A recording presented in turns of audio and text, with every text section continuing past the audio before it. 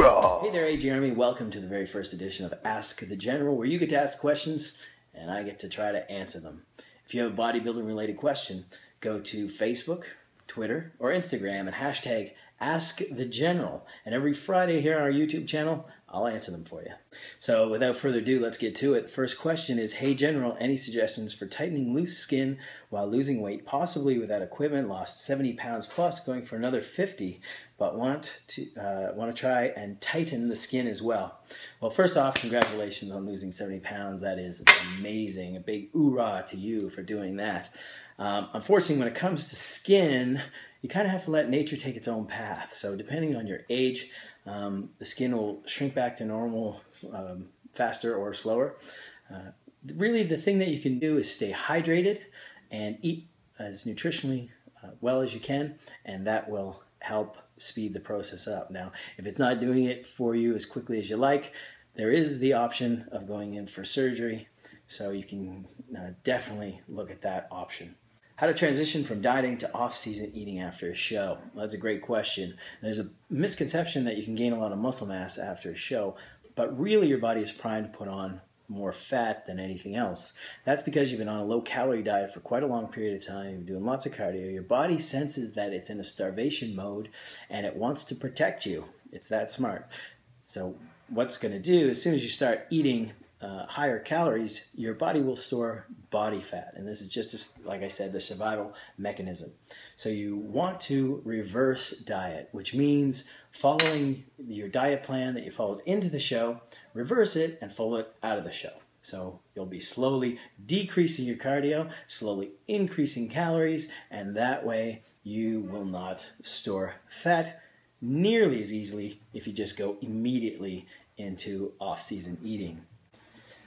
How does an enhanced athlete come off a show, more specifically diet and supplements to fight off catabolism? Well, an enhanced athlete would come off a show exactly like a natural athlete using a reverse dieting that we just talked about. As far as the drugs go, you want to get off those as soon as possible and follow it up with a proper PCT.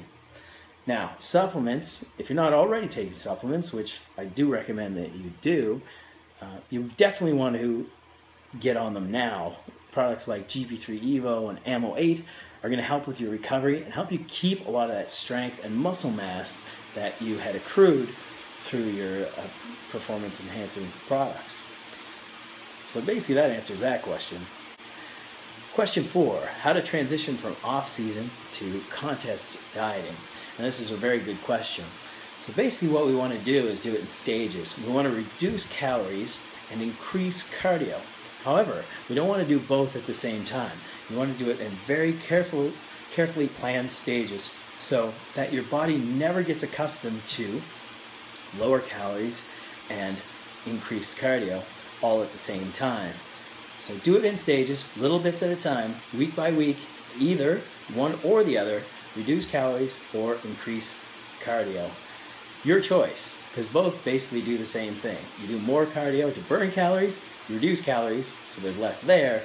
So of course it makes sense not to do them both at the same time. It would be too much of a shock to your system. It doesn't really leave you anywhere to go as weeks progress. So hopefully that makes sense.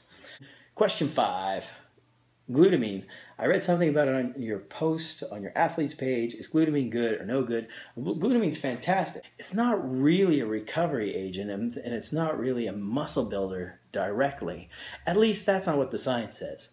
But what it is, it's a fantastic nutrient for your digestive tract. That's where most oral glutamine is absorbed. So it's going to help you utilize foods much better. So in that way, it does certainly increase muscle mass. But it's not really something that you take in only 5 grams after you work out and it's going to speed up your recovery. That's just not the case. What you want to be taking is 0.3 grams per kilo a day. So for me, that's about 25 to 30 grams of glutamine a day in order to experience the benefits. So do I recommend glutamine? Yes, I certainly do, but make sure you're taking it in the proper dose. And that wraps up the very first episode of Ask the General, and I look forward to getting your questions the next week, and look for us to do this all again on Friday. Hoorah! Hoorah!